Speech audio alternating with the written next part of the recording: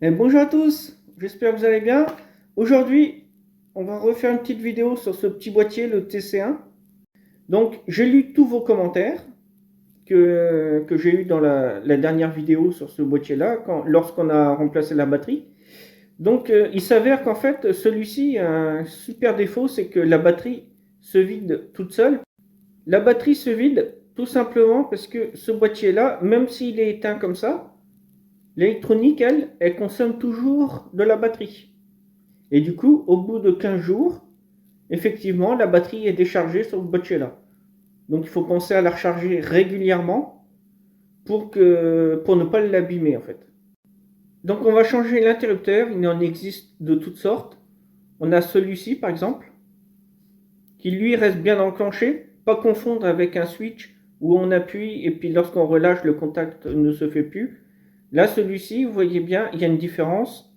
Hop, là il est en haut et là il est en bas. Donc ça c'est bien un interrupteur.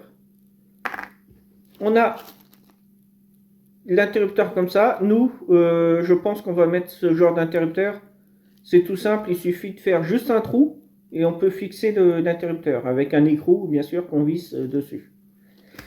Il existe aussi un peu plus gros interrupteurs qu'on peut mettre également dans le boîtier si on a de la place, c'est pas sûr. Donc il y a cela. Donc on-off, hein, tout simple. Donc voilà, on va ouvrir le boîtier et puis on va mettre un interrupteur. On va faire un trou dans le boîtier. Donc je vais voir où qu'il reste un peu de place, puisque avec la nouvelle batterie que j'ai mis dedans, elle prend plus de place que d'origine. Et du coup, c'est pas dit qu'on puisse facilement le mettre, hein. Mais on va l'ouvrir et on va voir tout de suite où est-ce qu'on peut le mettre. Donc pour faire simple, on a notre batterie ici. Un moins, un plus. Donc j'ai représenté le symbole du GND, hein, pour le moins. Donc c'est une batterie de 3,7 volts. Et on va directement dans l'appareil. Donc là, ce qu'on va faire, c'est qu'on va placer un interrupteur on-off, off d'un côté et on de l'autre. Donc, qu'est-ce qu'on va faire? On va venir couper le fil ici qui va entre le plus de la batterie et le plus de l'appareil. On va le couper.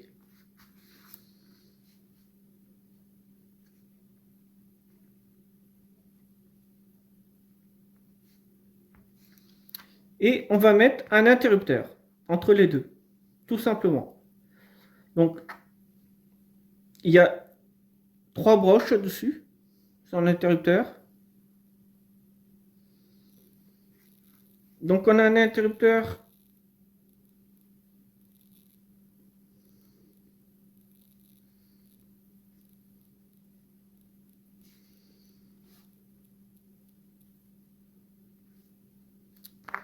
Donc voici notre interrupteur. Lorsque il n'est jamais au milieu, hein, il n'est pas en position, c'est soit à gauche, soit à droite, hein, on ne peut pas faire autrement. Donc première position, par exemple, je touche pin 2 et 3. Pin 2, c'est la patte du milieu. Et si j'appuie dessus, alors j'ai du mal d'une main, si j'appuie, paf, et bien mon contact va se faire maintenant entre pin 2 et pin 1. Si je rappuie à nouveau dessus, mon contact va revenir sur pin 2 et pin 3, et ainsi de suite. Donc nous, ce qu'on va faire, c'est que là, sur la pin du milieu, on va lui souder le plus de la batterie. Et sur patte 1, par exemple, ou patte 3, comme vous voulez, c'est au choix, on va souder le plus qui repart à l'appareil. Et comme ça, on va prolonger la batterie, en fait. Ça va éviter que la batterie se décharge toute seule. Et ça va éviter de la flinguer. Donc c'est une modif très importante qui est à faire dessus, sur ce boîtier TC1. Donc je l'ouvre maintenant. J'enlève ma feuille. Petit boîtier. Petit tournevis. Alors ça, c'est des tournevis que j'ai achetés sur Amazon. Bon, je cite la marque, hein, Amazon. Tout le monde commande dessus maintenant. Il y en avait plusieurs pour pas très cher. Donc j'ai sauté le pas. Et ils sont super. Le mec qui place ses tournevis dans la vidéo. Non, non, mais c'est parce que c'est bien d'essayer d'acheter du matériel et de l'essayer et de le conseiller ou de pas le conseiller. Il y a certains outils qui valent pas le coup.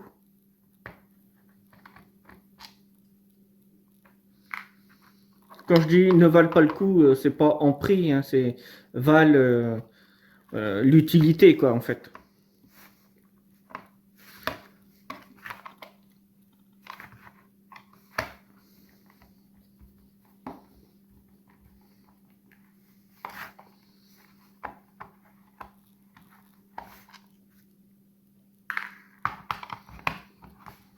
Donc il y a 4 vis à enlever au dos du boîtier, bien sûr.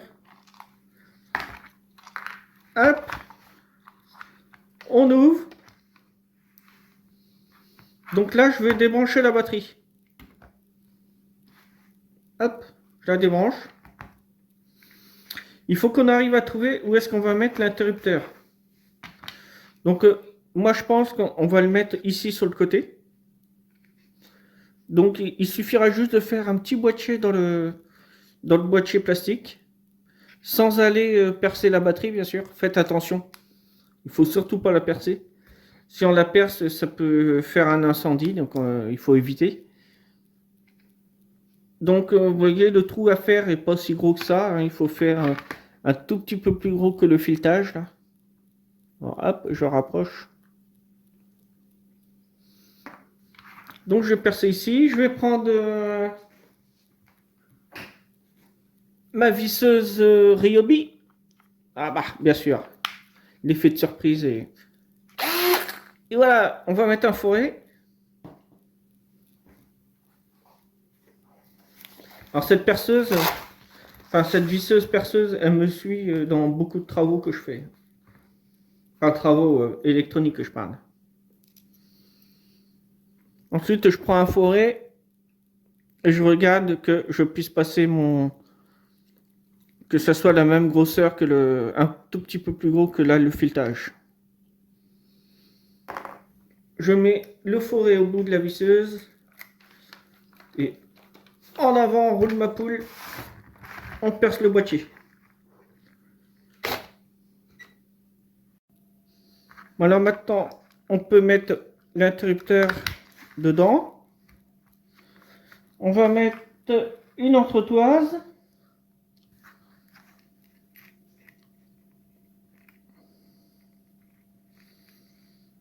Et ensuite, on vient mettre l'écrou qu'on vient serrer. Donc, pour l'instant, je ne vais pas le visser. Je vais d'abord souder les fils dessus. Donc, je prends le plus de ma batterie. Je prends une pince coupante. Paf, je coupe. Là, il n'y a rien de sorcier. Hein. Lorsque vous allez percer le trou là dans le boîtier, je vous conseille quand même vraiment d'enlever la batterie.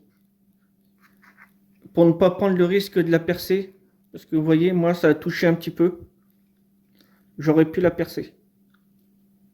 C'est pas méchant. Donc, un conseil, enlevez-la d'abord. C'est un collant, hein, donc il suffit de tirer dessus pour pouvoir l'enlever. C'est très simple. Voilà, mon fer à souder est chaud. Il nous faut de l'étain. Et là, pour commencer, je vais venir mettre de l'étain sur mon interrupteur. Donc, patte numéro 1. Voilà. Ensuite, patte du milieu, la patte numéro 2. Voilà. Ensuite, je viens mettre de l'étain pour pré-étamer mon fil de la broche 1.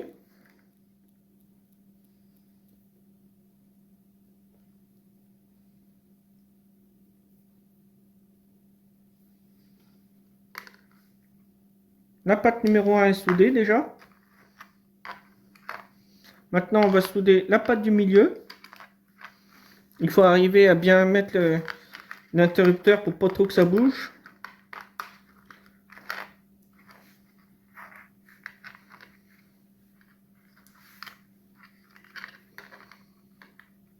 Voilà. Sinon, on le casse dedans et comme ça, on va pouvoir souder.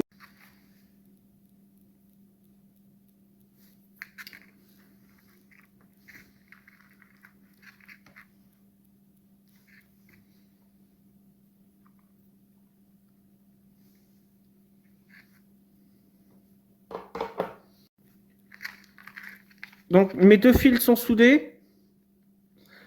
Je regarde que c'est bon, hein, que ça tient bien. Maintenant, je viens mettre ma rondelle. Ma rondelle. On est en électronique. Hein. Ensuite, je prends un écrou. Hop là. On juste l'écrou. Par contre, pour bien faire, j'ai pas pris de pince pour m'aider pour serrer l'écrou. Donc ça, c'est un peu embêtant.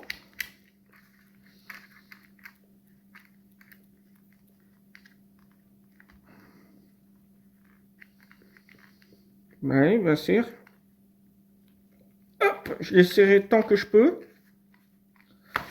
Visiblement, ce n'est pas assez.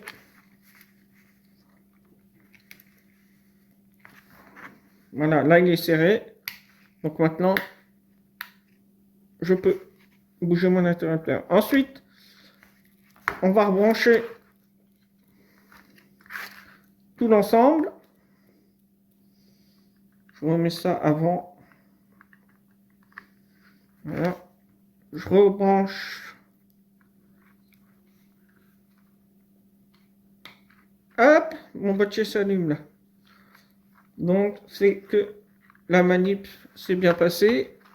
On peut refermer comme ça. Donc là, si j'éteins le switch, mon appareil s'éteint. Enfin, c'est un interrupteur. Si je rallume l'interrupteur, l'appareil se rallume. Donc, lorsque vous n'allez pas vous servir de l'appareil, mettez l'interrupteur sur off, dans le bas dans mon cas. Comme ça, la batterie va rester chargée. Et lorsque vous en avez utilité, vous le remettez sur on. Pour savoir si vous l'avez bien mis sur on, c'est tout simple. Lorsque vous reconnectez la batterie, l'appareil s'allume. Donc là, on sait que l'interrupteur est sur on. Alors, le fait de mettre cet interrupteur sur le boîtier, c'est un double effet. Déjà, on va laisser la batterie charger lorsqu'on ne va pas s'en servir. Ça, on l'a répété plusieurs fois déjà. Et deux, lorsque je vais appuyer sur Start, l'appareil ne s'allume pas. Parce que j'ai été embêté souvent lorsque je prenais mes appareils, des fils ou pince à dénuder, tournevis, le boîtier dans les mains. Eh bien, on a souvent tendance, sans le faire exprès, à appuyer sur le bouton et puis l'appareil s'allume. J'aime bien, je l'ai remis sur on. Donc voilà, maintenant il n'y a plus qu'à remettre les vis. 4 vis à mettre. Et notre boîtier fonctionne à nouveau. Avec en plus une protection avec l'interrupteur. On remet les 4 vis. Hop. Hop. Donc là, je remercie tous les membres qui ont laissé des messages. Puisque je n'avais pas fait attention à ça, que la batterie se déchargeait. Et qu'au bout de 15 jours, il n'y avait plus de batterie, quoi.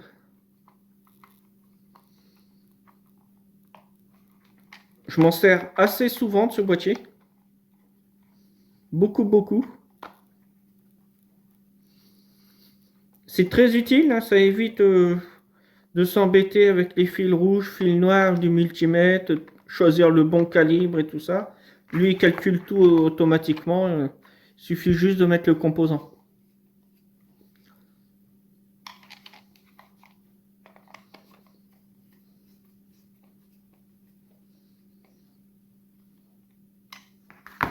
Bon, on rallume. Miracle. Il y a un autre défaut sur ce type de boîtier. C'est les deux défauts que j'ai constatés.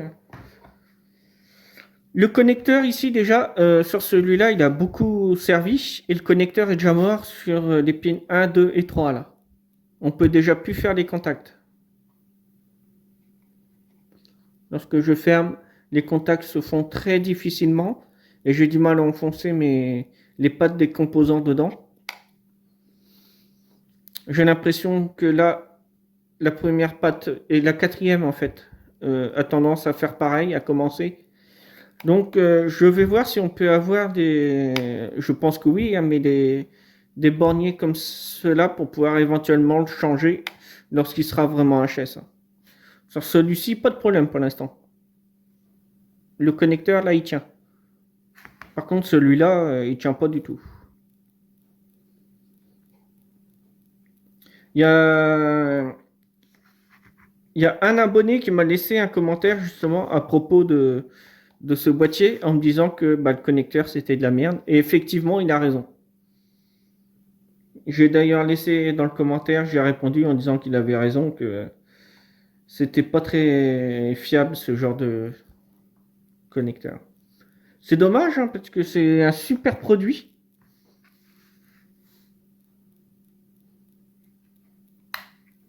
Hop, là on peut appuyer, il n'y a rien. C'est bien. Paf. Voilà. Donc c'était une vidéo vraiment très courte. Si vous avez aimé la vidéo, petit pouce vers le haut, bien sûr. N'hésitez pas à partager la vidéo. Si elle vous plaît, vous pouvez la partager sur tous vos réseaux sociaux, par exemple. Plus il y aura de vues, mieux ça sera. C'est un outil que je recommande vraiment à beaucoup de personnes. Du coup, c'est bien que la vidéo soit vue pour savoir qu'il faut mettre un interrupteur dessus. Alors ça, cette histoire d'interrupteur là que je vous décris aujourd'hui dans cette vidéo, c'est dans vos commentaires que j'ai lu ça. Il y a Electronic Passion et puis d'autres personnes qui m'ont effectivement parlé de mettre un interrupteur dessus. Donc du coup, bah, aujourd'hui, hop, on met un interrupteur. Ça permet d'améliorer notre boîtier, donc je trouve ça très utile de vous le présenter dans une vidéo. Voilà. Je vous dis maintenant à la prochaine pour une future vidéo. Soyez sages. Allez, salut, salut!